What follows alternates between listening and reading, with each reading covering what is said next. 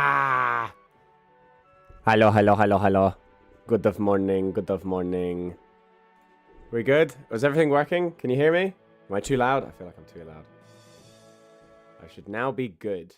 Yes? Ah! No, it's still too loud. Oh my, maybe I'll just... I've got my pipes warm this morning. Ah! Yes, ah. Continue the ahs. Make a chain of ahs whilst I go put a towel over my laundry. Laundry! Whee! Laundry! Whee! Where be Pikachu? Pikachu! Sit on the laundry. Whee! Ah! It is I, Mario! Oh, this Santa hat is getting very uncomfortable. However, I've committed to the bit enough to where I'm going to wear it. How are you doing? Yes! YouTube chat is good. How is Twink chat doing? Twink chat is giving me all the A's. That's lovely. That's wonderful. It's exactly what I wanted. Ah. Let's make sure everything's working. Everything's working. Can you hear me? Yes? Lovely. Yes, you can hear me. Castle crashers. What is a castle crasher? What? Please describe what castle crash is. Nyeh. Nyeh. Nyeh. He said whilst he oh so expert. You see what happens? This is why I don't wear hats all the time. Because I've got big ears. My ears do this like weird elf thing whenever I put a hat on. Because they just bend the ears down to the side. And my ears stick out like an Egypt. If I cover them, then my headphones won't be comfy. But if I leave them out, I'll look like I'm about to be shipped off to the North Pole. Which is also not good. But you know, it's fine. I have a coffee with the equivalent worth of 6 espressos in it. This is all music. It's Nintendo music. It's from a playlist called Streaming, DMCA free. Twitch friendly music from hyped to chill. This DMCA free playlist is here it is. And the last song was from Water Flame. What is this music? The music, we have new music today because I've been looking up. Hats and headphones is sometimes so uncomfortable. Merry Christmas. So, technically, this is the last stream we have before we hit affiliate.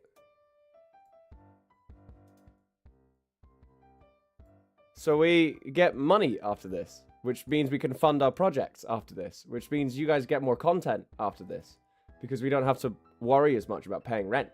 Which is great. It's wonderful. Don't you think it's so cool? I think it's so cool. Yeah? No?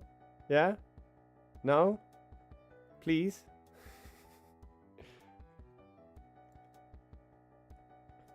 I hope it's cool. The music is from everywhere today. It's from everywhere. So this is technically the last stream we have to do before we hit affiliate. We're here. We're done. We're at it. We're at the affiliate part. I should probably put something on TikTok, shouldn't I? To say that we're doing the last bit of streaming. Yeah, I have control of that. I could sign off on that. Of course I can. Why wouldn't I be able to? Ladies and gentlemen, would you like to say hi to Twitch and TikTok? Let's make sure I don't have any identifiable... I can flip over this identifiable document. Flip over this identifiable document. Flip over this identifiable document. I have government paperwork in front of me. Casually. Just on stream. So, everyone, would you mind saying hello to TikTok? As I open up the TikTok Inko Productions chant. We should get some blasting music, though. What's a good... Coconut Mall. Yeah, this will bring the energy in. This will bring the energy in. Do I just start screaming? I feel like I should scream. Say hi to TikTok, chat. Hello, it is I, Loki Rogers, here with the final stream for Inko Productions before we hit affiliate. Come join. Say hi. Wagwan TikTok tickety tockety. Come join us. Come join us. Come join us. We're nearly. Oh my god. consummate professional. Wow, I was just dead straight. We're going to do that one more time. Hello, it is I, Loki Rogers, coming to you from the Inko Productions Twitch. We are doing our final stream before we become affiliate. Say hi, Twitch chat. Say hi, YouTube chat. Wagwan, hi Ben. Wagwan, TikTok Society. We're doing good. Oh my god, it's so close to my face. Come join. That's good enough, right?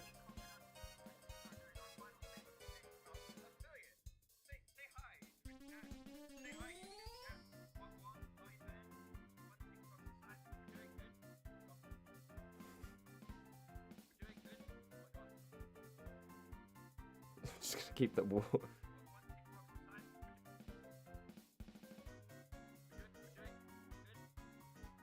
That'd be a good place to end it.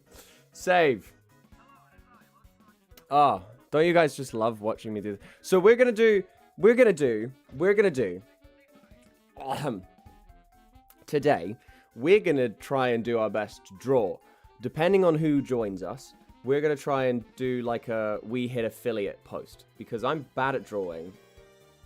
And I want to try and push my skills to get better.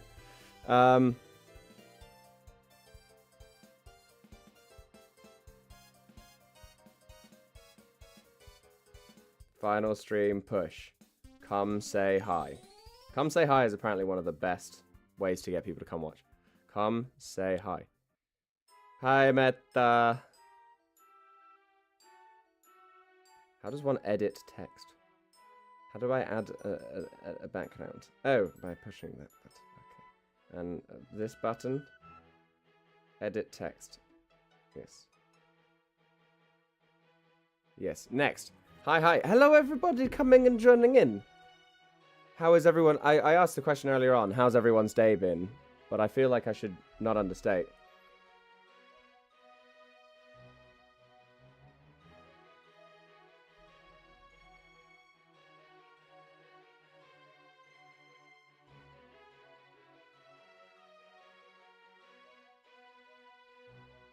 How do I post this as a story? Ah, like that. Lovely. Was fine with my friends. Can't join you, unfortunately. Got cleaning to do. Awful. Awful. Awful is bad. Right. So, question. Aside from paint, what is the best art thing? Because I was just going to do it on... You know, I was just going to do it on Old Man Can't Understand Instagram. Aw, that's cute. You think I was using Instagram? No, that was on TikTok. No one on our Instagram pays that much attention. If it would, we'd be getting more post traction. It's fine, though. We're going to do some drawing, right? We're going to start with... Should I give a thank you card? Should I make a thank you card? We should do a thank you card. Okay. Easy thank you card. This is going to be a nice chill stream. A legitimate chill stream. One where I am legitimate. And chill. I had alright sleep. I'm going to be honest. I had alright sleep. I could have been better. Could have been better. Could have been worse. It was middle of the road. It was okay. It was kind of bad. It wasn't that good. That's fine. 4,000 by 4,000. Right. How does one do a thank you card? If chill stream, I can make some coffee. Oh, very much so, yeah. Don't worry. I have myself here. This is the equivalent of 6 espressos.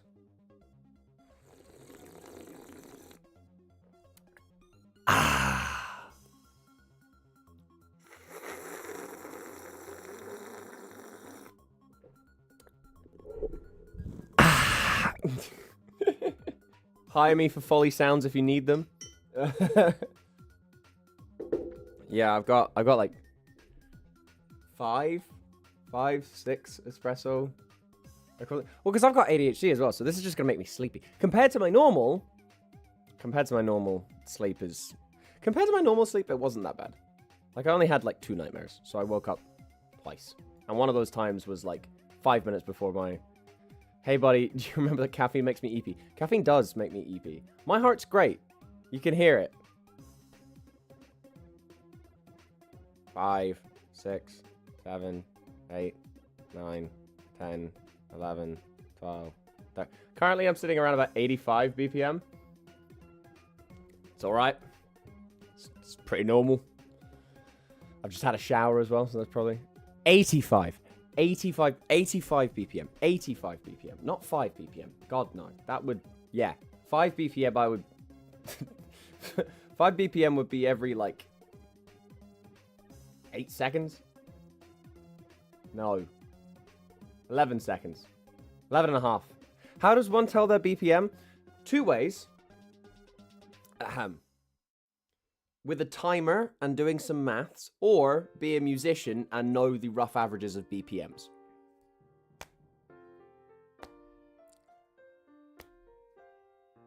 That's how. So, okay.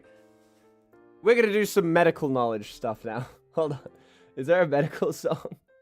Yeah, this is going to be a good one for medical songs. Right. Okay. Yeah, Super Mario Galaxy. Here we go.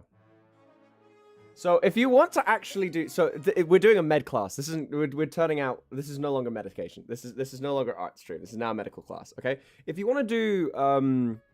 there's multiple different points at which you can get your BPM. Or if you want to measure your heart rate across your body. And it's usually around where there are very easily accessible arteries. So your arteries are the things that push away blood from the heart. The veins are the things that carry the blood on the way back from the heart. Arteries are better equipped for dealing with pressure because they deal with more of the poof, poof. Whereas veins, because of the laws of pushing and the way that pressure works, they have to deal with a lot less pressure, so they're usually a lot thinner. So they don't actually have as much of the oof, oof to deal with. And you can play around with the pressure by then increasing the pressure in a certain area and feeling with your 2 fingers, because your thumb is one of those places where you can get a heartbeat, a faint one, sometimes. You can't really detect it from, like, unless you're, like, super skinny or in case you have a super high-pressured thing on a normal setting. But if you have, like, blood pulse oximeters or things like that, they usually put them onto your thumb, and it will be like a little small device, and it will just sit there. I'm looking right here, like this. This is what a pulse oximeter looks like. He said, grabbing a volleyball pressure. This is what a pulse oximeter would look like. It would clip on your thumb, okay? And this part underneath here would have an infrared light, and it would just be able to tell, based on maths and pre-built programming, how much oxygen you have inside of your blood. From like a pulmonary ox. That's what pulmox, the outer casings of where your blood oxygen level would be.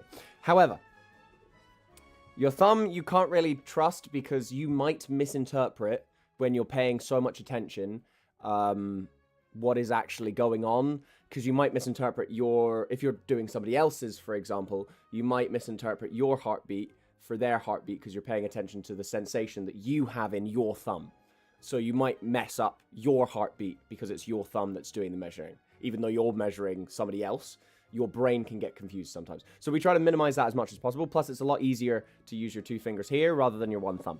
So you want to sort of just take your 2 fingers, flat like this, as if you were tapping something. And you've got multiple different places. The first one is the jugular. So I have a decently nice neck for doing this, actually, because my veins and arteries are quite thick.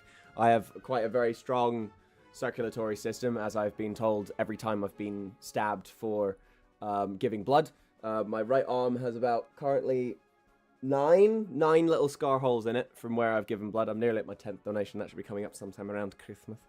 But 2 fingers, and if you sort of like tense your neck really hard, you should feel that there are 2 major muscles going up on the left and right hand side, going down to these tendon things. Which, if I tense, I can't talk and tense at the same time. There should be 2 tendon things down at the bottom. Right there. You can see it? That's a tendon leading up to the muscle that leads you all the way up to your jugular vein, which is right here. This muscle goes all the length of your neck, okay? Just on the inside of that, underneath your jaw, if you press very gently... I'm not jabbing into my skin. I'm just sort of putting a medium amount of pressure. I'm just pushing down a little bit. you can probably feel your jugular vein. Or your neck vein. I'll click the tempo. Mine's currently...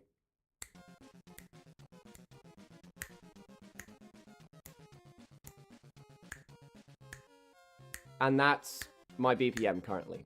Now, I know from a music standpoint that that's faster than once a second, but it's not as fast as twice a second. And I know from more musical knowledge that it's around about 87. Probably because I'm now having to describe things. I'm on stream. I'm having an elevated heart rate because I've just ingested some caffeine. That's how it works.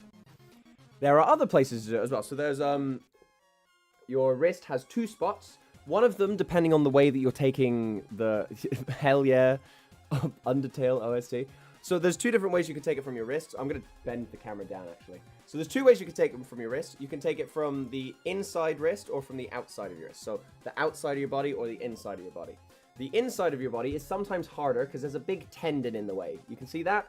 That's what I'm pulling on right there. That there that you can see, that big like white highlight, that's a tendon. That's the tendon that controls... tendons control your fingers, but that's a tendon right there. I can move it around. If you have your arm out in front of you, that tendon and the associated muscles are flexed because there's a certain muscle that supinates your hands. That's what it's called. Supination is like this, where your hands are facing up. Pronation is where they're pointing down. That's a specific distance that our hands can rotate up and down, left and right, as well as rotate. That's called supination, is turning your hand upwards. If you supinate your hand, it's really hard to get the inside artery one because all of the muscle that's on the inside, the tendon that's there, is just sort of in the way. So if you have your hand supinated or your palms facing up, it's easier to take from the outside one, which would be here. So you can either do it this way or you can do it underneath. It's dependent on where your veins are. You sort of just lean and you, again, just gentle pressure. You're not trying to dig your fingers in because, one, you'll stop the blood. Don't stop your blood from reaching other parts of your body. Just gently. And you should be able to feel it. If you can't feel it on this side, turn it so your wrist's facing sort of upwards and go for the other side. So you pronate your arm, point it upwards, and you should be able to feel it's just behind where that tendon is on the outside. Okay? Yeah, we do it in med class. Okay? And that's how you can get your different wrist ones. There's 2 wrist ones. Technically, there's also one on your ankle. There's also one underneath your armpit. There's also one just behind where your leg is. You can sometimes feel one on the inside of your thigh. It's just where your big arteries are. It's just where your big arteries are, where you're easily going to get one. But you're obviously not going to go, "Excuse me, doctor, can you take my BPM?" And he will go, "Yeah, sure. Take off your pants. Let me see your leg." It's easier to access here and here. Most of the time, they're going to go from here because you can move your arm further away from the body. It feels like less of an invasion of space. But sometimes people don't have arms. So then you do the neck. If somebody doesn't have a head, they have bigger medical problems. I have a Chinese smartwatch that does something. Maybe it's close. Yeah, so the reason why watches can, like, detail it super accurately, aside from just being, like, the further away from those things that you'd have to get. Like, you also have, so I can cut off. So there's a big artery here, just on the inside of your biceps tendon, that I can push down. I know exactly where it is. I can put all of the pressure I need to there. That's what a tourniquet does. When you give blood, you just essentially cut off those blood vessels. And if I did that, you should be able to start seeing the veins in my hand start... Oh, no, I missed it. You should be able to start seeing the veins in my hand sort of start to pop up. Oh, currently my arm's higher than my fucking... Oh, hold on. Swung my arm higher than my heart, so all of my vein blood has dropped back to my body. So if I swing my blood to the edges of my arm, and I do this, you should be able to see the arteries in my hand. See? Those are the veins. I'm stopping the blood from coming back. Around my wrist, you can see those big ones there. That's what your watch will be looking at. Okay? That's what your watch looks at. It looks at the small differences with like an infrared laser, usually, I think, or something else. I'm not 100% sure on the maths of it. I know that for one of the Fitbits, they used an infrared laser, but that's like my right arm. That's what my right arm veins are. And if I take away the pressure, it should just die back down and the blood's going to fill back to the rest of my body. Because currently my arm's higher than my heart. If I had my arm down by my side, it's a lot harder for the heart to then push the blood back up my arm, but if it's above my heart, it's able to drain back downwards. That's why you have to, like, elevate your leg or your arm if you're, like, bleeding. You want to keep it above your heart. Does that make sense? Oh, bye-bye, Blue.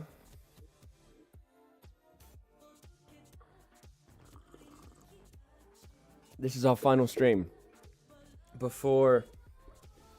So, yeah, that's my right hand. Your left hand, you might have your veins in a slightly different orientation. However, they follow the same coordinate mapping. They might just split in a slightly different place. And some parts of your veins might be slightly closer to the surface versus some other veins might be slightly deeper, which is where you then get, from like your aesthetic point of view, your cool or your warmer tones. If your blood is further away from your skin, if your veins are further away from the outside of your skin, you're said to have cooler tones. If your blood vessels are closer to the skin, you're supposed to have warmer tones because you can see the blood on the underside of the stuff. You hate your veins? You hate them? You can't hate your veins. So yeah, on the other side, here's my left hand. My left and my right hand look different. See? This one has one major vein that truncates just around my middle finger tendon. See that? That's the one major vein there. And that one goes all the way around my wrist. You can see it. That's just the major vein that's there. And then on the other hand, instead of having one major vein, I have two veins that sort of go across. So, I didn't do the thing. Hold up one sec. And then there. So I have two veins that sort of split. So I have one that goes over this finger, and I have one that goes over this finger. And that's where you can see them splitting there. But they still, both of them split. It's just one of them splits going outwards, and the other one sort of has two other branches that split back inwards to go to each finger. That's how bodies work. That's how your circulatory system works. Medical. I went to medical school. I paid attention. That's actually not even a joke.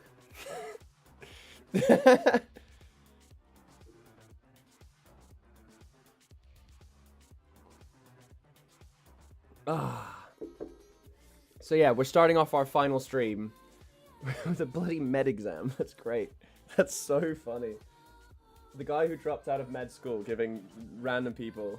You hate cannulas? Cannulas, okay, for those who don't know, cannulas are the things that you use to push into a vein or to help put in medical medicines or sometimes just drugs of the...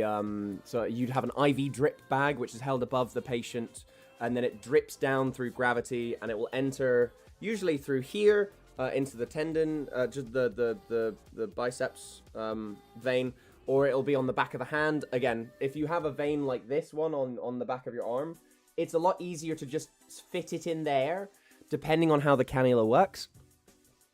Medical medicines, yeah. They're increasingly... if you have them and you have, like, weak skin, or if you have, like... if you're not careful with it, you can knock them, you can rip them out of your flesh. It's not fun. Not fun. It's not very fun. However, if I turn you this way, is that better? It is better. Okay. It's not fun, but it's also... Yeah, they hurt. So a cannula... We're going to do some drawing now. Can't believe this is what my stream's going to turn into. Ladies and gentlemen, please get out your textbooks. I am nowhere near qualified enough to teach you this. So a cannula sort of looks like this. So you have you get... Oh, let's get an actual just normal pencil. That good? That's good. All right. So a cannula sort of looks like this. It's just like a needle, and then it will go to this extra tap area here, which will be usually your insert point on the edge of it. This part will be above the skin in like a plaster form. This part will be under the skin. So let's get a pink. So it'll be under the skin. This will be the skin layer on the top, and this top layer here will have your it will have like a separate inlet valve area for your medication to come in, and it won't be at a 90-degree angle, but sometimes they are, sometimes they're not. And this will be feeding directly into like the back drip of a vein. So you'll have the cannula itself will embed itself through the edges of a vein, and it will just sort of line itself up with going in the direction. So blood will be going this way, because blood will be being pushed this way. The vein itself will be moving along the entire underside. Blood will be coming through it the whole time. The cannula sort of just goes into it, and then when it's called the capillary effect, and it's Bernoulli's principle and the capillary effect working in tandem. You have drugs going in one end, and because stuff's being pulled along this way, it will be pulled along with it. So when you pull the blood through, because it's being pushed from one side, you pull the medication with it, and you can set the drip, the IV drip, to drip out a certain amount of medication per minute, and you can then calculate how much dosage you want to give out per thing. Yeah, so we'll be at 90 degrees. But if I look up what... So cannulas are also done in grades. So the thickness of this is graded. So a grade would be like... It's a gauge. You have gauges ranging, I think it's like 1 to 20. And the higher the number of gauge, the thinner it is for the cannula. The thinner the hole. Hi, Josh. How you doing? So the cannula itself... I forget the specific... numerators for it. What cannula? Cannula. This is what I can. So here you go. I was. You know what? You know what? You know what? I wasn't too far off. Let's find one without blood. Here's what a cannula looks like. Copy image. So here's what cannula. So here's what a cannula looks like.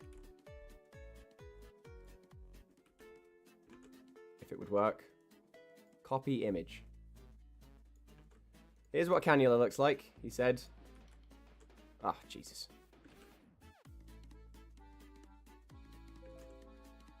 So this is an 18 gauge cannula. I think. Yeah. So this is a cannula. This is an 18 gauge cannula. And this is currently sat in the orientation that it wouldn't be in. This is that bit there. See? If I change the perspective of it slightly, this is what it would be like. Okay? That's what a cannula looks like. Make sense? Average local registry. I know, right? This is what a cannula looks like. So a cannula will go into your arm, same way this way, and you'll have the medication going in this way. So medication in here, and maybe another drip feed into here, and then it will pull itself along the artery this way and will get pulled along into the bloodstream. Right? So blood go this way. The whole way. This is inside of the artery now. So you've got a whole hand.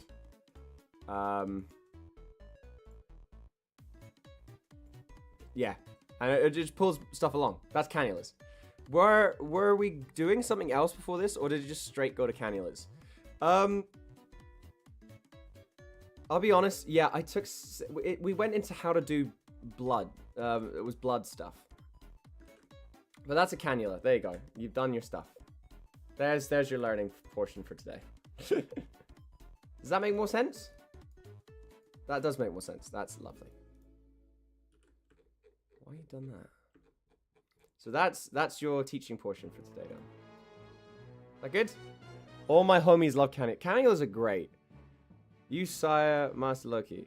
Teach everyone how to do an ECG? I bet. Let's see how much I can remember. I can teach you the easy basics of an ECG.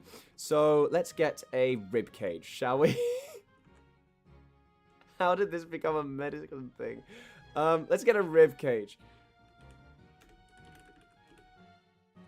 Rib cage. Here you go. Yeah, I'm gonna need the right hand side. So, other thing.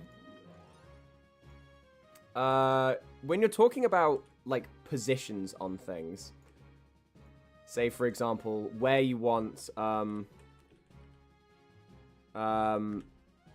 if you wanna look at the back of someone or the front of someone, technically there's a difference between it, because you know, if you say like left or right, it's slightly different. Oh, bye. See you later, Joe Rocco. See you. So if you have left or right in a medical sense, it's always like, oh, what? Your left or my left? So we have the patient. It's always on the patient's left. So if you're talking about, oh, the left arm is broken, it's the patient's left arm. So it's the left arm, so it'd be this arm. So if you were telling me about how you had symptoms, oh, my right eye hurts, I don't go, my right as in your left or your right as in my left. It's the patient's right eye hurts, so it's the right eye. So it'll be this one. For me, that's this one. For you guys, it'll probably be that one, I think. If I'm remembering how my camera... That one. No. Yes. That one. The eye on this side of the screen is your right, even though technically it's on my left. Make it a sense? But then we have differences between like the front and back. So the anterior is like your front, your posterior is your back. Make it a sense? So your anterior here, your posterior that way. So if you want to talk about something being posterior, the more posterior section would be the more facing my booty side. The anterior side will be the more facing the front. So technically, this is like an anterior cross section. So if we were to take, again, our pen, if we were to draw stuff, the planes for this is the anterior, this is the posterior. This way would be the patient's left. This way would be the patient's left. This way would be the patient's right. Does that make sense? Because you're gonna follow along at home. Yeah? Great. So, let's talk the heart. The heart is located on the left-hand side of your body. It's next to your left lung. It's between both of your lungs. So if we were to draw it, let's grab a nice lung color. Yeah, blue's a nice lung color.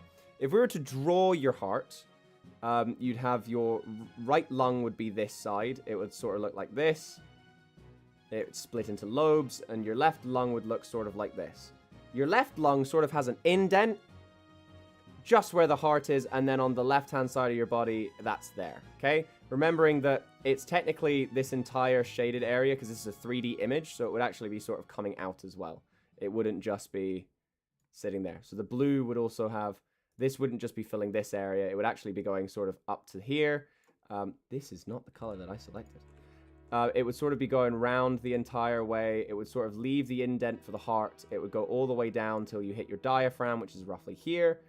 Your diaphragm is sitting this way. It's a sort of balloon pusher underneath your lungs. And this side, again, would also be sort of filling out this area space here. Leaving space all the way around for stuff, and you'd have in between this, you'd have your bronchioles and your bronchiole, which sort of splits down into the right lung here and your left lung here, and then that goes as a windpipe up to your neck. Okay, there, and that has some sort of bone structure around it.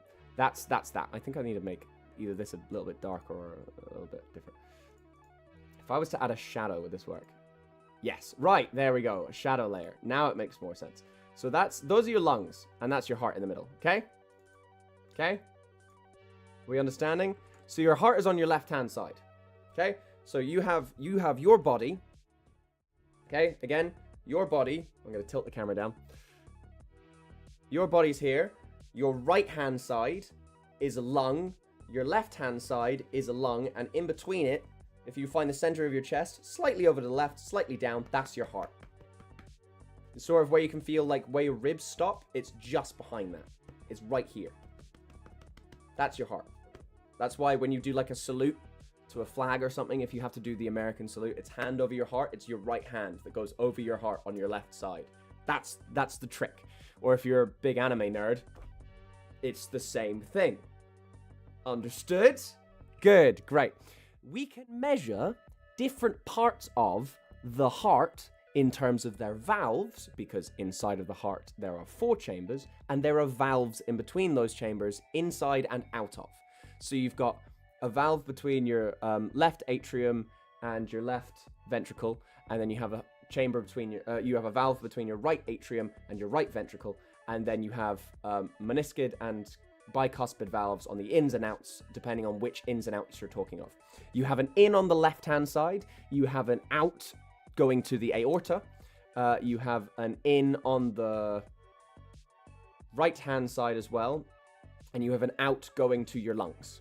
So your blood comes in, your right-hand side, then it goes down, then it goes up again through your heart to your lungs. Your lungs have capillaries. Your capillaries are very thin, like I'm talking 1 cell thick blood vessels, which allow for oxygen transfer through diffusion and carbon dioxide transfer through diffusion and other random things that also happen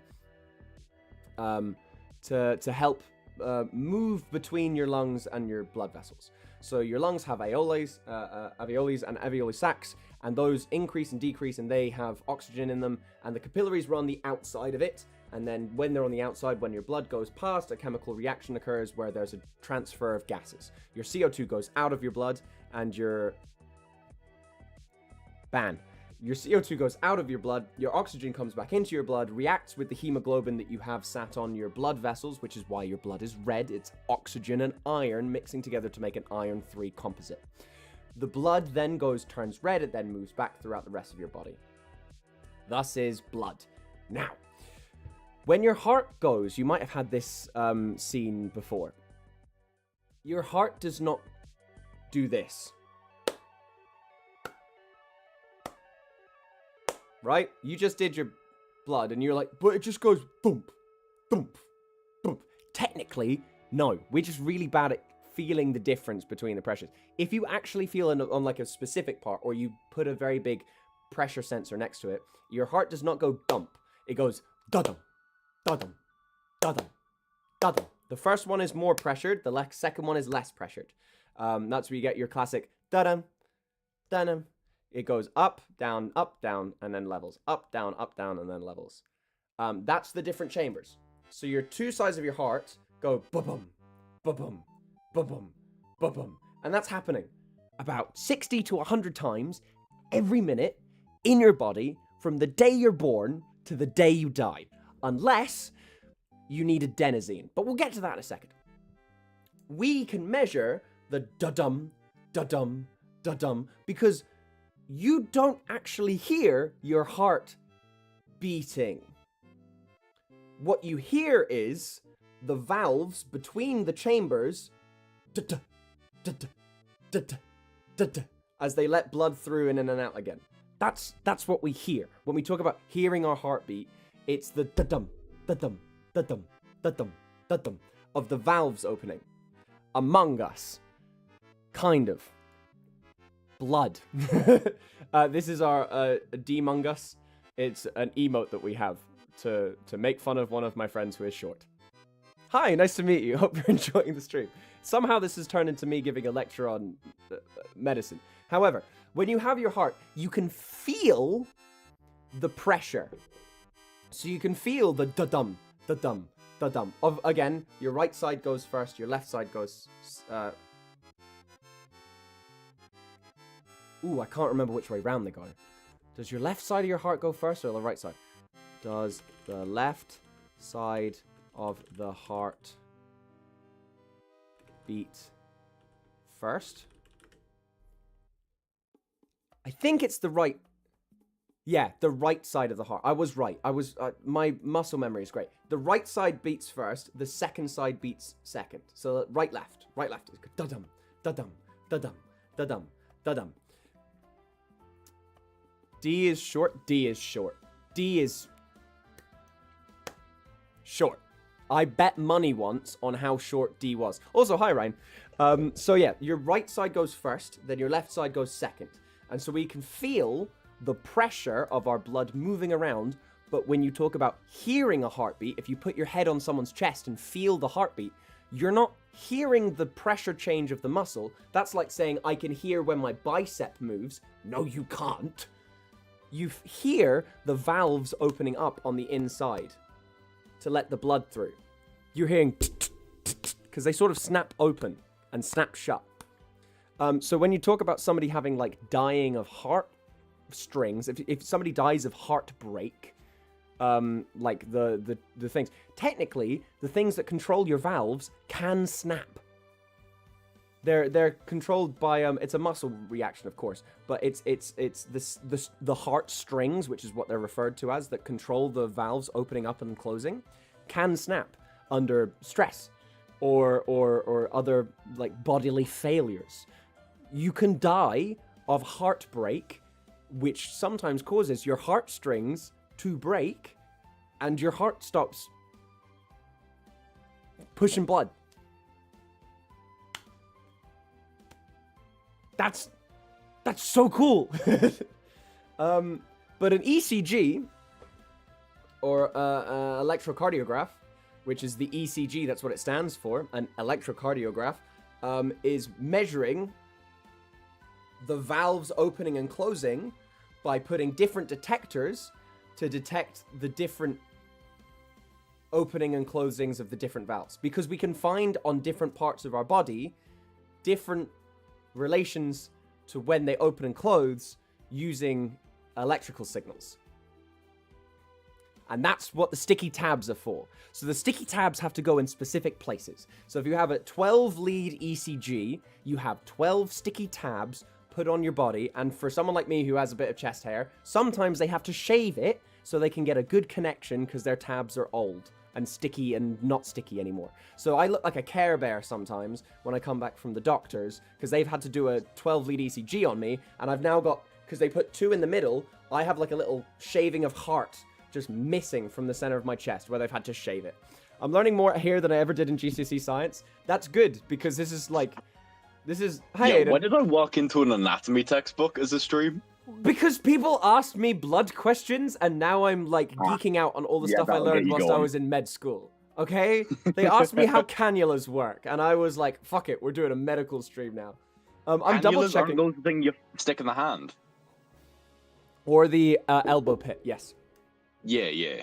Yes. But when you talk about an ECG, electrocardiograph, an ECG, you can have different types. So you can have a 12-lead ECG. You can have smaller ECG. The fastest ECG I ever had done on me was a 4-lead ECG, which is where you just really quickly, just for a demonstration of how they worked, we went 1, 2, 3, and 4. And your 4th one's down by your ribs, which is why I had the picture of the ribs there. When you have your heart and your body... Oh, Ben says hi, by the way. When you have your heart and your body, your heart is like this. It sits on this side, and it has a big loop up here. That's your aorta, and it's got inside here. I need to change pens. It's got an inside going this way. Okay, it's got an inside going this way, inside going here, an out going here, an inside going here, and then the out that goes. I'm gonna have to pick a different color. The out that goes through the aorta and down here this way, and the aorta has a couple offshoots going this way of blood that comes out of it. Your aorta has a crown. So your blood comes in, it fills up, here's where your valve is, goes down, and then it goes up to this way. That's the right-hand side of your heart. And then the second one comes in this way. You have another valve that's here, and then it comes up, and it goes through another valve into your aorta. So your heart is split in 4 quadrants, essentially. You have your left side and your right side, which on this diagram is this way and this way, because again, it's your patient. And then you have your top and your bottom. I believe, if I remember correctly, the left side of the heart is slightly bigger than the right side of the heart, because the left side of the heart has to push blood to your body. So over the time through evolution, as we've needed more pressure to go to the body than we have needed to go to the lungs, our left side has gotten bigger so that it can fill up with more volume, so it can push out with more strength, so it can push out more volumetric of blood. Which is why your aorta is so thick, is because it has to deal with so much extra pressure. Yeah. That's why. Did you just fart and sneeze at the same time? No, just sneezed. Okay. I just held it in. Okay. So that's how that works. Hey, Rain, how you doing? Hi. Rain's here also. Hello, Rain. Yeah, So let's my TV right now. Let's grab what the heart looks like. So the bigger muscle is on the left-hand side of the heart. Yes. But the right-hand side of your heart beats first. So the left-hand side is stronger, if you will. Let's grab a... Here we go. Let's grab a nice picture. So, do you want to see how accurate my drawings are to medical accurateness? Here's a drawing of a heart versus my drawing. I mean, then again, if you used clearer colors, it might be easier to see. I think I did a good job. You did do a very good job, yes. Then again, I'm not wearing my glasses, and I'm watching this on a phone screen. So, here Yeah, we... Yeah? Hold on. I'm looking at this on my computer, not my computer, my TV, so I've got a good view. Honestly, that's not horrible. Thank you. Yeah. It's almost like I went to university for this. So your aorta goes left, and your aorta goes around your pulmonary artery, which splits and goes left and right. Okay, so this is the flow of blood. Okay, this is your first side. This is your deoxygenated or carbonated blood that will go into your lungs. So these will fill out these sides, and this will fill out this side. And then when it's filled back with oxygen, for now, we're just going to pick a slightly different color. Oh, I've done it all on one bloody layer. We're going to use hot pink. It then comes back in and goes round and wraps around the pulmonary artery and then goes behind the heart and appears behind the heart this way. And that's your oxygenated blood is in hot pink purple. Okay? And then the outer casing of your heart sort of looks like this. So you've got your one set. This is then this set. This then goes this way and this way and this way and this way. The aortic valve is thicker and it goes around and then comes back behind. This then is your two sides. You then have your inset here and then you have this part here. And that is your heart. Okay, so to use now this much more clean, accurate drawing. See, that's not bad. To describe the different ones you can get, there's a specific way to remember which of your valves work in what order. Mr. Rogers is our medical teacher for today. Yeah, I'm not a doctor. I did not pass. Don't diminish the achievements of those who actually finished their medical degrees by them. Yeah, Lorcan dropped Why out. are we learning anatomy today? Because people ask me about blood pressure. Tangent. This is And the that last made his stream. blood pressure rise. Actually, no, I'm surprisingly calm right now. I'm halfway through my 6 espresso. Nice. Oh I've just finished my 3rd double cup of coffee. Nice. So here we go. So we're going to show deoxygenated blood by our lovely orange. So your blood will come in through, and it will fill up the right atrium. Fill up specifically because at some point, how do I switch colors? Is there a way to switch colors? Yeah, I think it's the right click, or is that one as well, yeah? X. X is what switches them. Okay. So I'm going to... Switches? Okay, that's weird. X is what switches them. So I'm going to have one of them be black. So technically, your tricuspid valve will be shut. Why is it called a tricuspid valve? Well, let me find you a picture. The tricuspid valve, think about it. What does the name mean? Tri meaning three, and cuspid meaning? Cups. Sure. Or like handles, I guess. Yeah, Three bits. flappy bits. Yeah. So you have two different types of setup for valve in your heart. You have tricuspid valves and you have bicuspid valves. Your tricuspid valves have 3 cups. You have a one. I need an extra hand. You have a 1, 2, and a 3, and they open up like the Demigorgon from whatever Stranger Things, whatever the fuck it's called, where it opens sort of like a flower. We have 3 different things opening at the same time. That's your tricuspid valve. Your tricuspid valve will open, and then your blood will go through to your right ventricle, will fill up the right ventricle, will then be pushed. That's your through the pulmonary or pulmonic valve, which will then push it to your left lung and your right lung, okay? And then they will split amongst all the alveoli, and it will come back. And then we will get our super hot pink secondary. Oh, no, I wanted you to stay dark. We then split to our super hot pink to show our oxygenated blood. Your oxygenated blood will then come back from both sides, okay, and fit. Wow, I color matched that perfectly. Will come back from both sides of the heart, and will fill up the left atrium. Your left atrium is controlled again. This one is I think it's a tricuspid valve as well, but it's called the mitral valve. Can't remember why. Don't ask me. Didn't finish the school.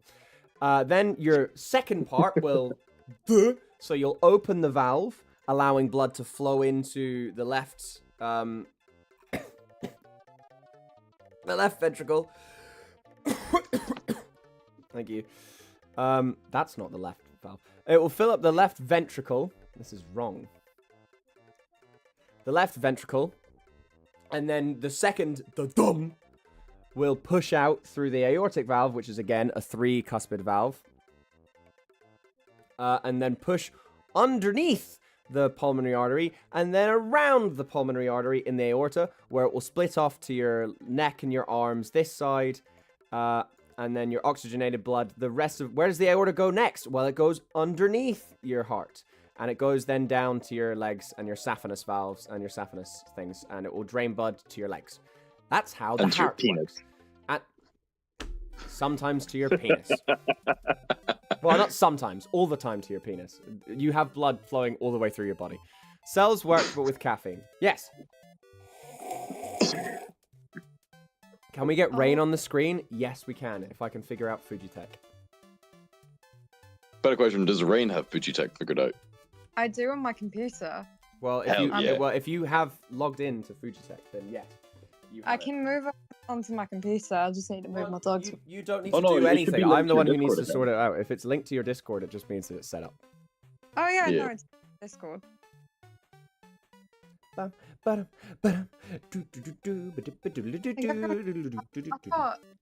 got caffeine Pepsi right now. A caffeinated Pepsi? Caffeine free. Oh, I didn't. Why? But then why? No. Yeah, why? Why bother?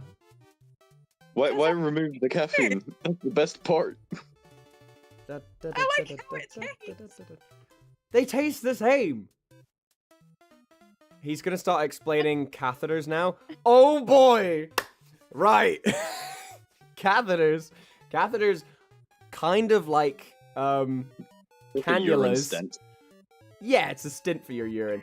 A catheter and a cannular, funnily enough, coming from the same word, canal, are a thing that you put in your body that is tube-shaped. However, where a cannular is for blood, a catheter is for pee-pee. Piss. The urine. They are painful as fuck, says Hatsui. Do you have personal experience with a catheter? I have personal experience handling a catheter. I've never had one inserted. I think my mum has. Hold on. Let me It check. is pain. Are Yeah. you asking them? Listen, my mother has had many medical things. You don't need a penis to have a catheter. You it do just not need a goes penis. up It just your urinary tract. all right, The fine. penis just makes it harder. We're going to explain catheters now. We're going to explain catheters. We've done cannulas, now we're going to do catheters. All right, everyone, are you happy with that? Are you happy with what you're making me do? You happy? Penis schmenis, all right? Penis schmenis. Catheters. So that's how your blood works. That's how your heart works, okay? There you go. There's your heart. Done. Okay?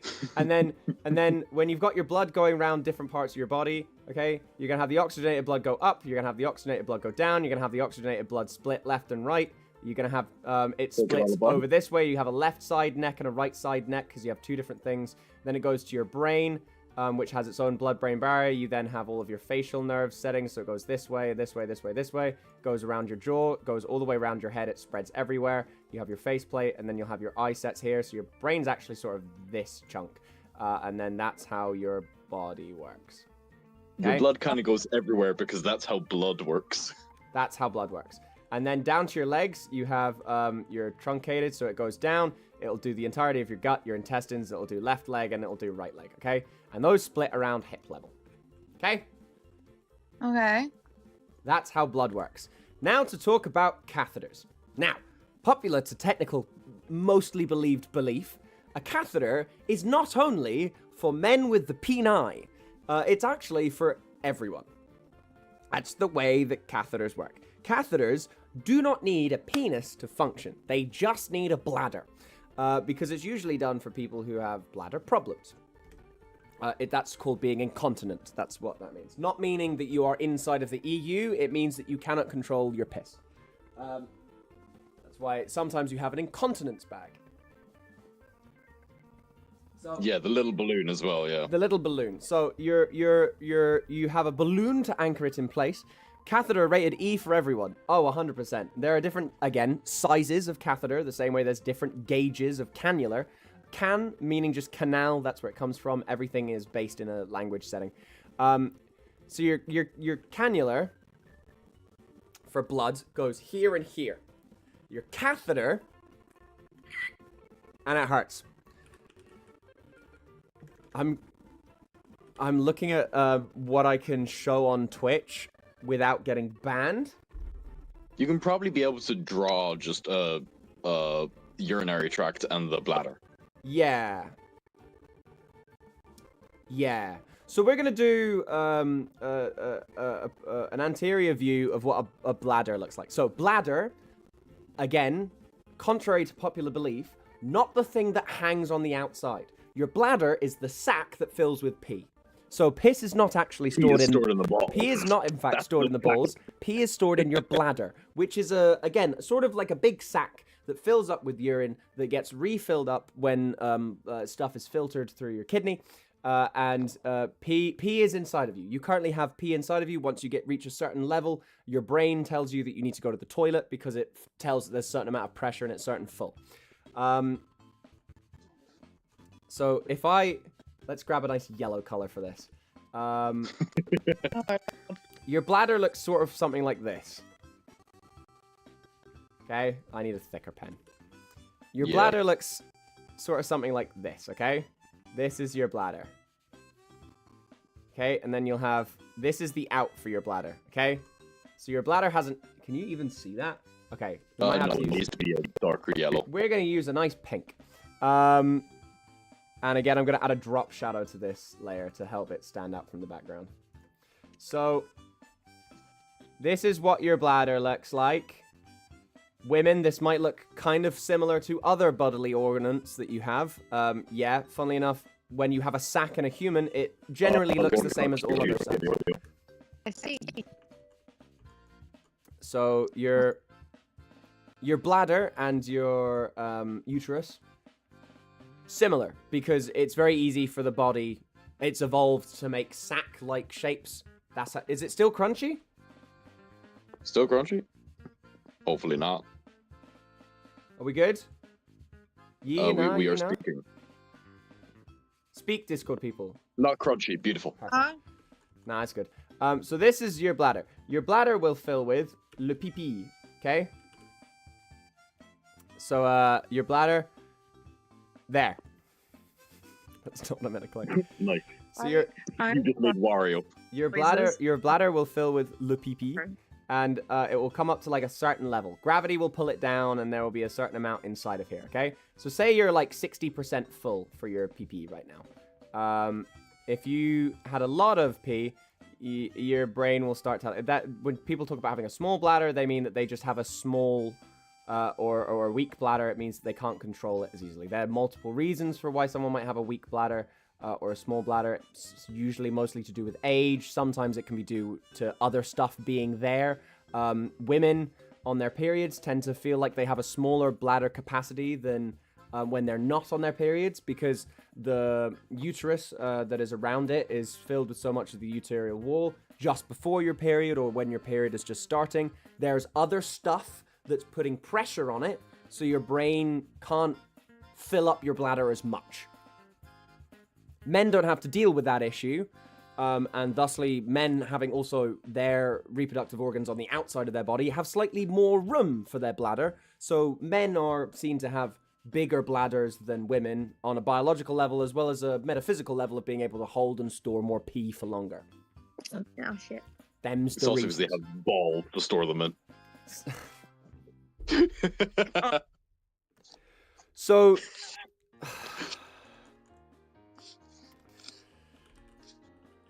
so when you have a bladder, your bladder is then contained and controlled by, it's filled up by your kidneys. Your kidneys drain into it. So your kidneys will drain in like this, okay? And your bladder will have your urethra, which is what comes out. Men, your urethra stretches all the way to your penis. And then melds with your sperm ducts, and your sperm and your reproductive organs and your pee come out of the same stuff. Men have 2 holes.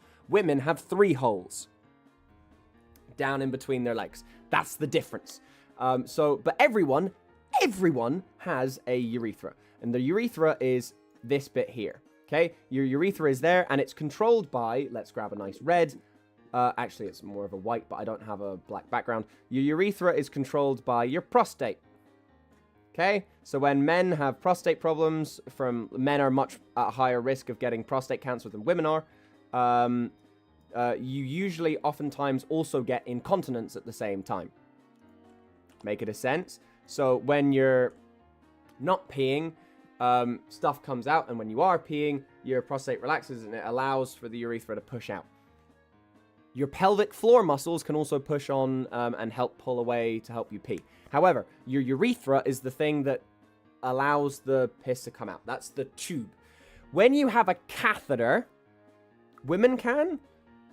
This Santa Nutcracker on coffee table has been staring at me as I sleep. Well, stare at this Santa instead. It'll be easier. So, hi, Blokey. We're explaining how catheters work. So, a catheter. Let's elongate our urethra slightly. A catheter, so your urethra is quite long, okay? For men, longer than women. Again, penis, added length. For women, your urethra stops right at the end of your body. The 3 holes in order, urethra, vagina, ass. In that order. Women have 3 holes. Men, 2 holes. You have dick, ass. Dick has your urethra in it. So men, when you have a catheter, it has to go into the dick, through your urethra, all the way past up your penis, all the way through your urinary tract into your bladder. So for men, it will go this way. Let's grab a smaller brush. The catheter will start here, go all the way in through the peni, up here, and into the bladder. For ladies, it will not go through the peni. It will just go through the urethra, and it will go all the way up. So much traveling for guys. Well, biology. There's no real reason for it. It's not like a good thing or a bad thing. Just is. And medical deals with just is all the time. So, what is it? No. Welcome to the stream, everyone. Medical. Oh, welcome, Husky. Hi, Husky. Oh, God. What's wrong, Rain, huh? You got problems? No. Do you not think the music fits? Should we change the song? I think we should change the song. I Yeah, have the no idea Smash what Bros. song it's The playing. Smash What is Bros. it? Main theme is what's much better. So when you Oh have a my God. catheter, you push it. You have to push it up, and it's a tube, and you push it up, and it goes all the way. If you have a dick, it goes through your dick and then through your urethra. And if you don't have a dick, it just goes through your urethra all the way up to your bladder. It's very uncomfortable. It's very painful. Sometimes medication can be administered. Local anesthetics can be done if it hurts too bad, or if you've got, say, a UTI. It makes it worse because you've got to push it past the inflamed sections of where the UTI might be, which is where ladies wear cotton, men piss after you do stuff. Make sure you wash properly. That's how it works. You got if someone has a UTI, which is one of the reasons why they might need a catheter, they have to push it past that and allow for stuff to come out without it being painful.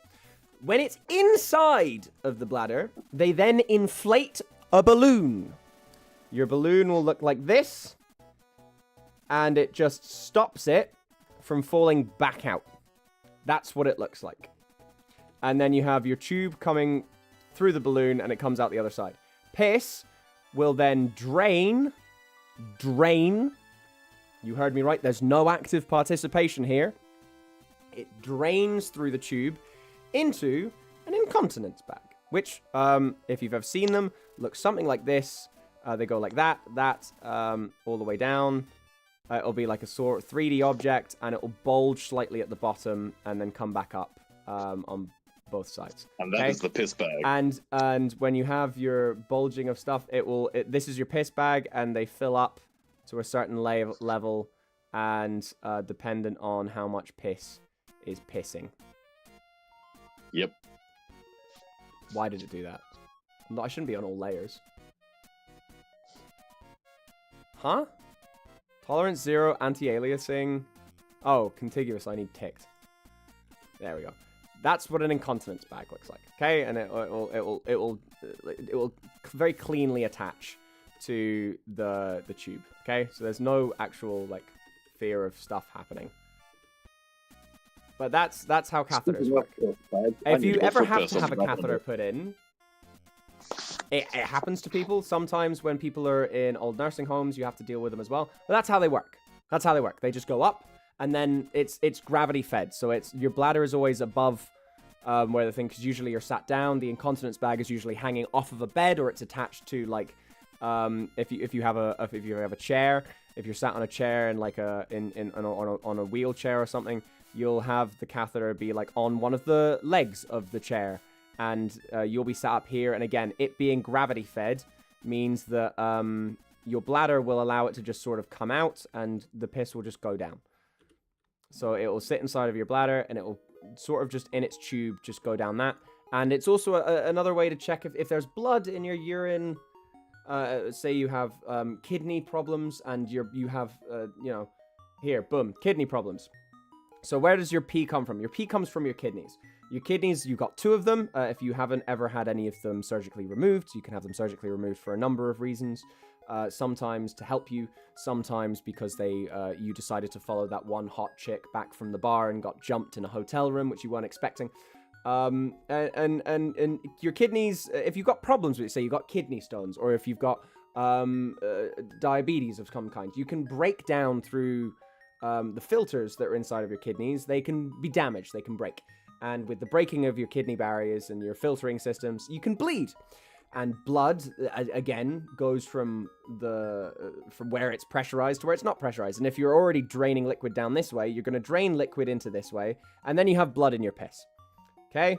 And then you can see the blood in your piss here, because it all just drains. That's how you can tell. So it sometimes saves people from having to do, like, please pee in this cup. If you already have an incontinence bag, they'll just take the incontinence bag. Sometimes you can get shit in there as well, because maybe there's some intestinal lining problems as well, or maybe it's not filtering out something else, or there's maybe your bladder itself has had a puncture, and you've got shit leaking into it as well. That's where you might get poop in your piss as well. That's medically possible. It's all just sacs at the end of the day. Also, after it's gone, there's a learning period where your brain has to get used to wanting to pee. Yes, that is true. So when you remove it, because you've essentially not had the feeling, because it's never gotten past this like arbitrary limit of like, say you need to feel like you need to start peeing at 60%. Arbitrary number, I can't remember the amount. You're used to having this 30% extra feed level that just isn't used, right? You're used to not having this 30% filled up. So after you have your catheter taken back out, your prostate might be weakened because you haven't used your prostate, so it might not be there as much. You have to actively pay attention to not wetting yourself. It's just a factor. It's just what happens. And that, ladies and gentlemen, is how catheter works. Do we have any questions? Rain? Aiden? Well, To this point. How did we get here? Yeah. I went to Morgan, medical by the school. way, Mom says hi. Mom says hi. Yeah. Hi, Mom. Is she watching? Does she know she's on stream if she says hi? Yeah, she knows. We were just watching the last few seconds of the catheter discussion. I'm not wrong. I mean, yeah, no, it's completely correct. Yeah. Completely correct. I think you're traumatizing chat. No, I'm not. This is medical knowledge. This is not traumatizing. I would rather you guys know about this than be able to make informed decision about what happens. If you need to have a catheter put in, if you're told by a medical professional you need to have a catheter put in, no matter how much it hurts, it's going to be better to have it put in than have it not put in. They are giving you medical advice. Fucking listen to it. Sometimes there's a... Do you want to tell everyone about what my mom said? The abbreviation of incontinence? I can't remember what your mom said about that. But if you want to text it in chat, I can tell people. I don't know if Twitch is going to ban me for this. Technically, this is educational content, right? This is all... Yeah, no, this is all above board. I've not drawn anything prophetic. Content. I haven't drawn anything profanic. I haven't done anything. We've got 9 people watching me do this bullshit. At a minimum. Jesus Christ. Do we have any other medical questions? I can search my brain. I've now finished about 5 out of the 6 espressos, so we're now just sitting here. Are there any other things you want to know? That's just how it works. They're all bodily functions. If you think this is gross in any... Oh, Inko. So we had there was a weird comment about the fact that Inko, INKO, is sometimes the abbreviation of incontinence bag. So Inko Productions could be Incontinence Productions. So this is actually surprisingly, it's surprisingly on theme. Jesus Christ. So, I think I like rang you up when we were learning about anatomy and stuff in my course. why is there a chair now? Because that's where you put an incontinence bag. Because it has to be gravity. If you hold the bag above where your bladder is, it will sometimes, if you hold it upside down, of course, drip back into the bladder. Because it's gravity fed. You don't want to put active mechanisms into the body if you can help it, right? So there's no point sucking out and causing like a pressure imbalance and sucking out piss. When gravity will do all the work, it makes it easier. It makes it more comfortable. You don't have to push as many mechanics back up into the bladder. It makes it easier for everything to just work. If it's gravity fed, when it reaches a certain level, it'll just suction out. It's easier for it to be simpler. Better answer. So the chair is there to show where incontinence bag might be. That if you're in a hospital, you might see that's what the bag is. It's piss. If anyone is grossed out by any of the things that are being said on stream, just know that there is blood and piss and shit moving around your body constantly. They are constant things. You just don't know about it. You have no nerves on the inside of your body. You don't know because you can't feel it. But it is constantly happening. Right now. You are filled with piss and shit right now, and there is blood moving around your body. There's bacteria on your skin. There are microbiological things crawling around your face as we speak. And it's just small. If this is grossing you out, you have no concept about you're only grossed out because you've never thought about it. Rip it out, rip it out, rip Don't it out. say that. You're only weirded out because you don't understand it as a concept. You've never thought about that. You just think this is skin. This is not. This is 7 to 8 different layers of cells that are dead. That's what your skin is. Your live cells that are creating your skin are underneath what your skin actually is. The outer layer of your skin is dead. That's why it sloughs off. That's how it works. That's where you get down. That's why our skin is like thick and durable and tactile. Is because it's layers of compacted cells that have died that help protect you from the elements. We've evolved. There are more microorganisms on your body than there are human cells. Yeah. Because microorganisms are so tiny. Microorganisms, bacteria, and other, things that we might think of as gross or bad are sometimes super good for us and kind of necessary for us to live. You have an entire biological ecosystem that is unique to you in your stomach and in your intestines that help you digest food. They have grown up and evolved alongside us as a biological, parasocial evolution stream. And that's where you get, when you go to a new country, why your body might, quote-unquote, react badly to the food is because your homeostasis is based on maybe British food, and thusly you have British bacteria that are used and evolved to British standards of food that maybe won't be dealing with spice as well, or maybe won't be dealing with certain, breeds of food or animals. So that's why sometimes beef, though it's still a cow, might taste different if it's from a different country. Or your body might react different to McDonald's in a different country, despite the fact that it's still McDonald's. Antibiotics taken by a professional is bad for multiple reasons. So you're taking antibiotics when you don't need to. For example, when you have a viral cold, no matter how many antibiotics you take, you will not feel better. Not at all. But sometimes you have biotics in your you have bacteria in your body that your body naturally deals with. You breathe in hundreds of thousands of times, okay? In a short period of time, as like a day or a week, okay? You breathe in, what, 15 times every minute? Roughly on average, 8 to 15 times, depending on how relaxed you are. Loads more if you're doing exercise. There are holes in your body. There are 7 of them. Every human being has 7 holes. And I'm talking like in to out. You have a hole for your mouth, 2 holes for your nose, 2 holes in your eyes, 2 holes for your ears. And you've got either 1 shitter and 1 pisser, or 1 shitter, 1 pisser, and then a sexual organ. You have holes in your body. And technically, our skin is not only a barrier to help us with defenses, say for getting hit or getting cut or like just stopping our nerves from being exposed to the elements. They're also there to protect us as a first layer for bacteria. If I go up and touch pieces of dirt, my skin is my first barrier of protection against any of the microorganisms or bacteria that are in there. That's why if you eat dirt as a kid, you might get sick, but then your immune system might be slightly better. That's what happened to me. I have a great immune system. I haven't been sick from like a cold or from food poisoning in a decade. I just don't get sick that often. Probably because the conditions that I live in, where I live in the world is in London, and there's 10 million people in the square mile radius that shouldn't fit 10 million people.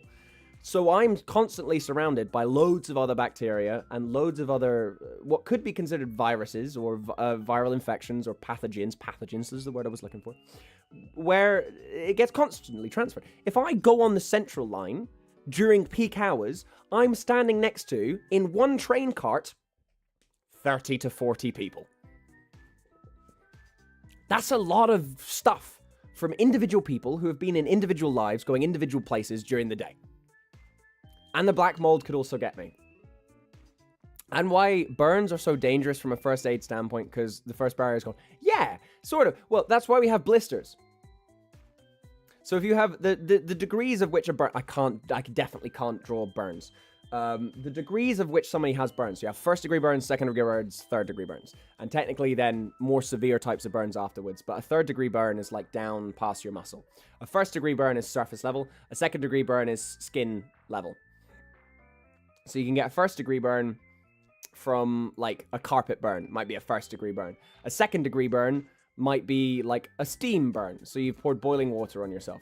Or a 3rd degree burn might be super, super, super bad, to where it's not really based on the temperature. It's more based on the amount of damage it does. So let me just double check myself before I misspread information. Yeah, so the degrees of your burning. So 1st degree burn only affects the epidermis of your skin, which is the first level. Your dermis, and then your fat layer would be your 2nd degree burn, comes down to your fat. And your 3rd degree burn goes past all of that to your muscle, straight to your muscle. Technically, there's different types. A 4th degree burn is less of a burn if you think about it. It goes down to your, it takes away muscle and goes down to your bone. That would be more, you can't really classify burns past 3rd degree. Yeah, so your 1st degree burn is red skin. So your 1st degree burn might be you touch really quickly out of the oven something super hot. So you pick up an oven tray and you forget that it's super hot and you go, ah, immediately your reflex pulls it back from a reflex relay, and you pull your hand back because you've realized it's too hot. Your reflexes talked about it, and you pull your hand away before you even consciously realize that it's hurting. Some people with nerve damage, like myself, don't realize that as fast as other people. I have nerve and neuron deficiencies for some reason. I don't know why, it just is. So for me, sometimes that's why I've got burn scars here and stuff on my arms and hands, is because I touch something, and for me it takes slightly longer for those relays to happen for reflexes for me to realize my hand's burning. So, for example, I've got multiple burns. You probably won't be able to see them on my like thumbs and on my fingers from where I've touched hot things, and not realize that it's burning my skin beforehand. So that's where you get, like, if you burn your thumb or your finger from touching something hot, that's where you get, like, the silvery, shiny skin. That's a first-degree burn. Your second-degree burn can come from, like, blisters. So if you accidentally pour, like, boiling water on your skin, or if you ever touch fire accidentally, as in, like, a stick, and it burns you to the point where you have a blister, that's a second-degree burn.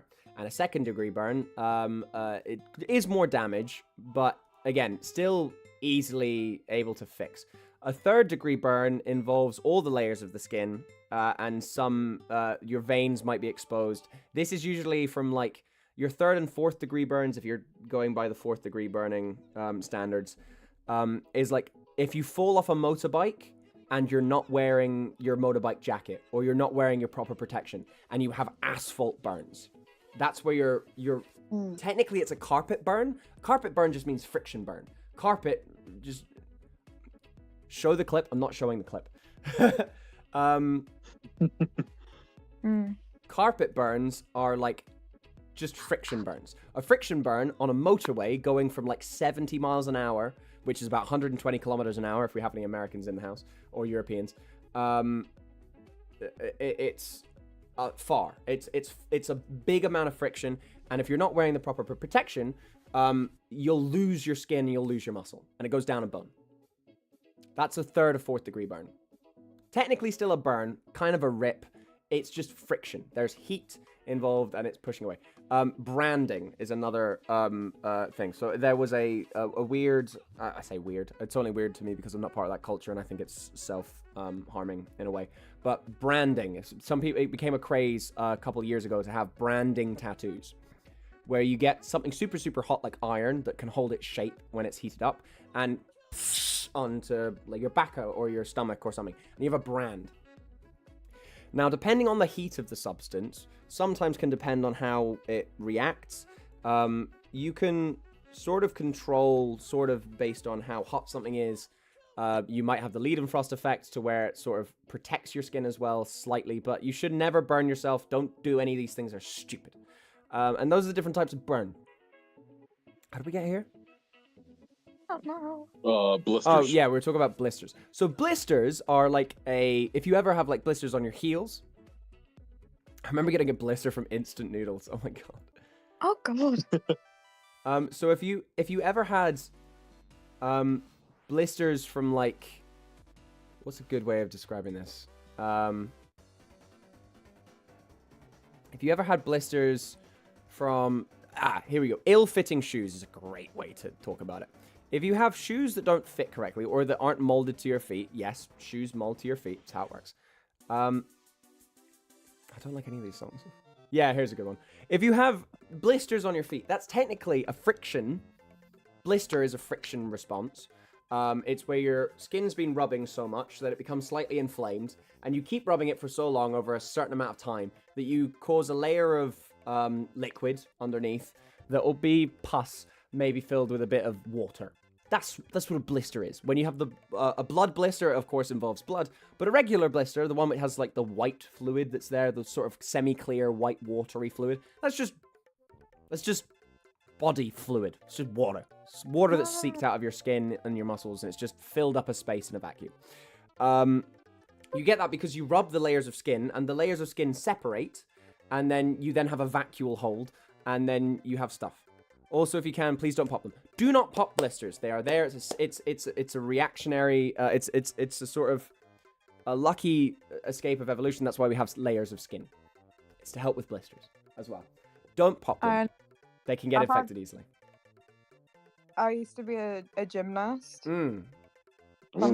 I did a lot of like bar routines. Yes. Funny thing about that, if you don't have the proper gloves for it, or if you don't use enough chalk, you are going to get blistered. Yeah. Like that's best case scenario. Worst case, you will just flat out rip off the skin. Mm. The other one is if you do a lot of weightlifting, you can slowly build up by roughing out your skin calluses. Calluses are sort of like blister layers, where you've just got harder skin because of the way that you've been conditioning your hands. hypothetical. If it pops and some weird white yellow shit shows up, what is that? That's just normal. It's called pus. Pus is the yellow stuff you get. It's your body's natural response to helping stop infections. You'll have white blood cells in your pus. It's called pus. P-U-S-S. It might be infected, so just make sure you're cleaning it. However, it's sort of normal sometimes to have pus in blisters, depending on where the blister is. Mm-hmm.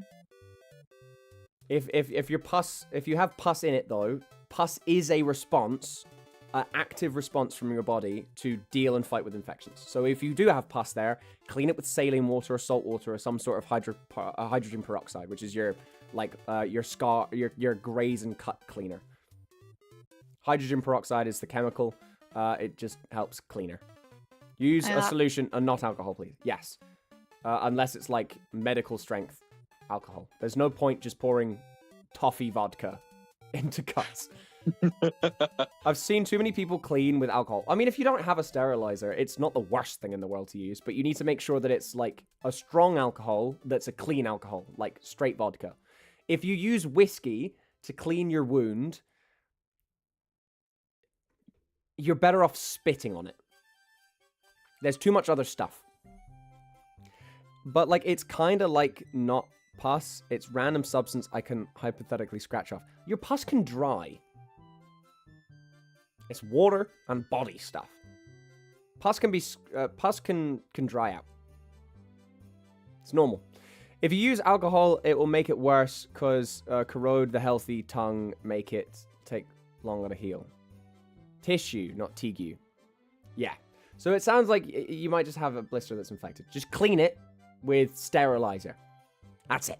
You'll be fine. Yeah. We were supposed to draw. I realized I've used... Yeah. Hello, random people who are joining for the stream.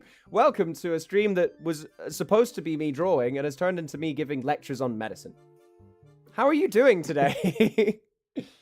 You missed us talking about catheters and cannulas and how the heart works. Yeah, I am not a medical professional. I'm just giving you things that I remember from when I was doing medical training. Please go talk to medical professionals. It's very important. They are paid to do jobs that they have trained for at least 3 to 5, 6 years. Trust your medical professionals. They have your best interests at heart. By a dog right now. You have a what? My dog, he's just like sat in front of me, silently looking at me. I don't know what he expects. He's just standing there, menacingly. Akulua. Who is Akulua? How are you doing, Akulua? Is your day going well? I hope it's going well. I don't hope it's going badly. I want it to be going well. We're having a great thing for stuff. Where did what song come from? What? Sorry, you just look so sad. Me? No, you look like you. You look fine. Are you describing your dog to the chat with no context of what your dog looks like? I mean, clearly he looks sad at least. It's a sad-looking dog, Aiden. I don't even know what breed it is. So yes, that's blood and piss and blisters. I should write a book about that. That should be the title if I ever do a biography. Blood and piss and blisters. That's a great... Jesus Christ. Not blood in piss, but blood and piss and blisters. Because that would be hilarious. Yes. Who's running? Good God. The other one was other way to I had a brainstorm moment one night where I was like, what should I was with a couple of friends, we were drinking. What should we call biographies if we had to write biographies? And one of my friends came up with the one for their one, which was Socks, Sex, and Bondage. Jesus Christ. Jesus. Because they're a runner. So they participate in like marathons all the time. So Socks, Sex, and Bondage was going to be the name of their biography. Which I think is great. I think that would be a self-sheller immediately.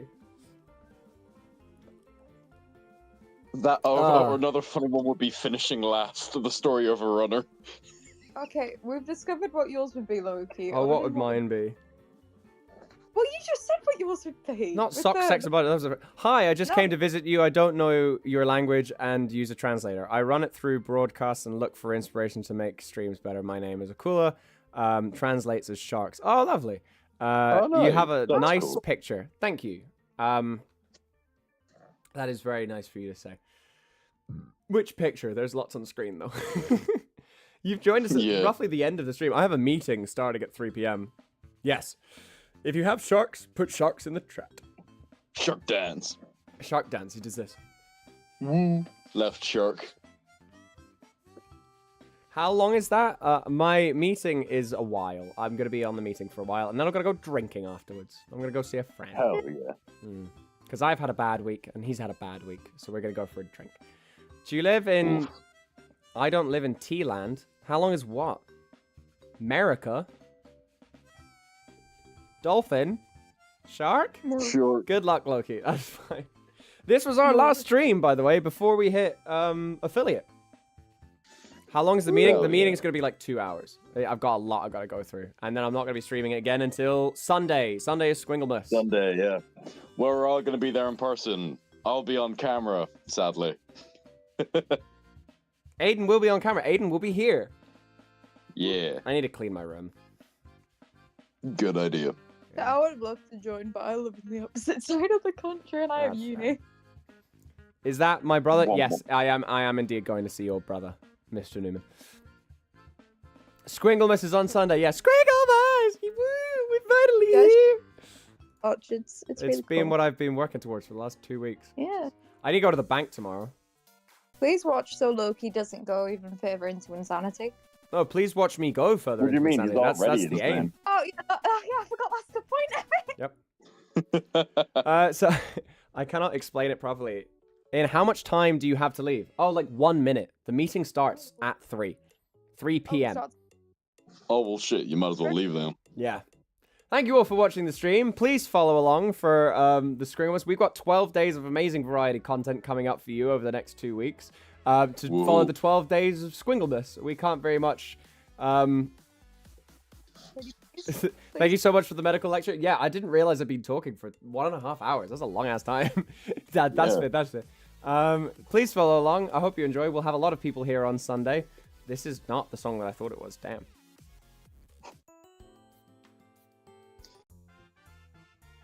Oh, the fairy fountain theme's nice. Right.